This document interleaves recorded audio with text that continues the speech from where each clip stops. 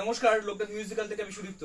আজকে যে আলোচনা করব মানে এটা একটা ইনফরমেশন আলোচনা।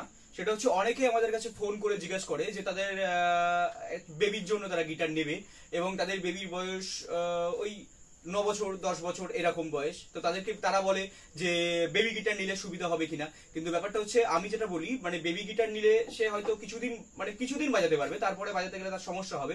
কারণ একটু যাদের অল্প বয়স তাদের বেবি গিটারটা বাজালে সুবিধা হয়, কিন্তু যাদের 8-9 বছর বয়স তো তাদের এই যে মডেলটা রয়েছে এটা সিএম মডেল।